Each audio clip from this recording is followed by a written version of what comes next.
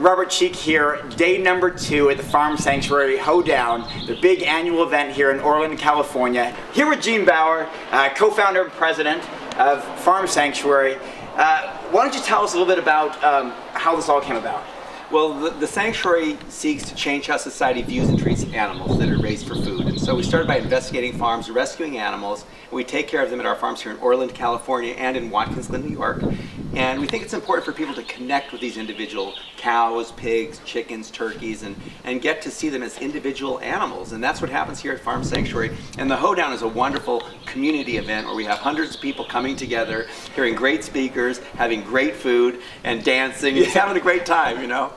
Awesome. What is the single most important thing you think anybody can do to reduce animal suffering and cruelty? Well, the way we eat has profound consequences, and right now most citizens in the United States are eating in a way that is causing enormous suffering of animals, and it's also unhealthy and it's also environmentally harmful. So I think the single most important thing people can do is to make food choices that make sense, and for me that means eating plants instead of animals, going to farmers markets, buying organic food, supporting community-supported agriculture programs, getting involved with community gardens, maybe even growing some of your own food.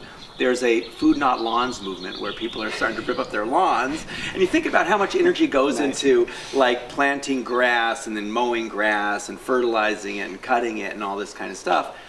Why not just grow vegetables there? You know, it'd be a little bit more, you know, useful, I think. So we're in the middle, I think, of a food movement now, and it makes me very hopeful about the future.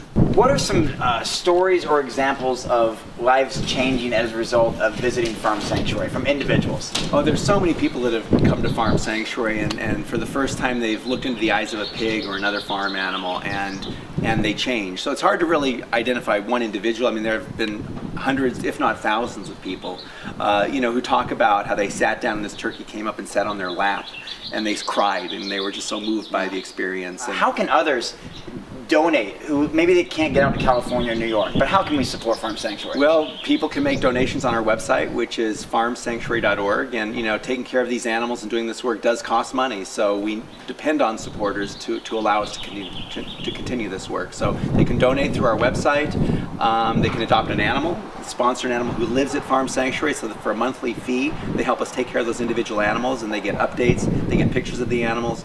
So yeah, we need people to donate and also get involved in our Walk for Farm Animals. Every year in the fall, we have these walks across the country where citizens come together, they get donations from their friends to support Farm Sanctuary. So that's another very good way to get involved. Yeah, my friends do that. And also, speaking of friends, I have a good friend, Lisa, who came for an internship. Tell me about that program. There's another way you can come out here and like, what, live out here or hang out here? That's the intern program. We have volunteers who come and live on the farm for a month at a time or even longer, and they help take care of the animals, they help do the work in the office, they help do tours, and you know, we like to plug in volunteers.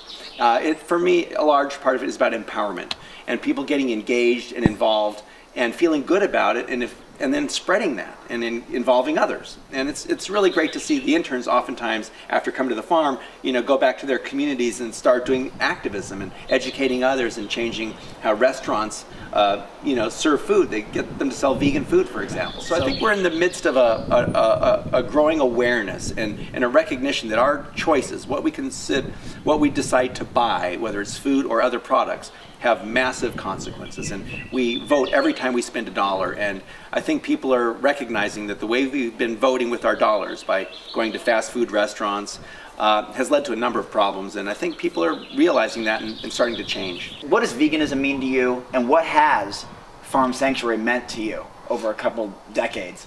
Well, veganism, I think, speaks to a lifestyle, and underlying that is our relationship with other animals, with the earth, and with other people. Is it one of respect and compassion, or is it one of exploitation? And being vegan, to me, means living with respect and compassion for others. And Farm Sanctuary seeks to be an example of that way of living. And transforming how we interact, especially with farm animals. When Farm Sanctuary started, we started investigating farms and would literally find living animals thrown in trash cans or living animals thrown on piles of dead animals, just left for dead, treated like garbage. By rescuing those animals and bringing them to the farm, their lives were transformed. They became our friends instead of garbage. At Farm Sanctuary, the animals are our friends, not our food. And it's a place of transformation where people also change and connect with these animals and learn to live in a way that I think is more in line with their own humane values, because I think most people are humane and don't want to support cruelty. I think most people would rather eat healthy food instead of eat food that makes them sick. And I think most people would rather support an agricultural system that's not destroying the planet. So all that points to becoming a vegan. Sure. So we just encourage people to make choices that make sense. You know, as Gandhi said, the goal is to bring people to their senses, not to their knees. And that's what we try to do here at Farm Sanctuary. Awesome. Well, thank you so much, Gene. Thank Really you, appreciate Robert. the work you do. Yeah. So I've been working on this for a while. Actually, I started '03, started over '05, finally started over. You wrote a 08. bunch of books. I wrote a bunch of books, but this is the first one out. Wonderful. And it's almost 340 pages, and just packed full of. I mean, my early days. 4-H. I was a 4-H kid. No kidding. Yeah, wow. grew up on a farm, and so we have that. It's great to tell that story. To show I have that in there. Which you grew up, you know, believing you should be doing. You know. Yeah, I have, you know, and then visiting sanctuaries and things like that. But Wonderful. I have in there the footage from, you know, when I was a 4-H kid. Wow. And that's this great. is always fun for people. That's a transformation. Oh wow!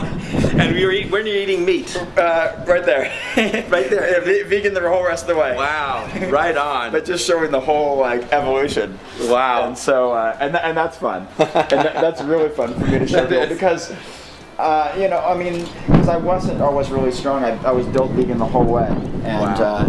That's beautiful. and then I have You've been vegan for a long time. yeah, since I was a young. kid. Yeah.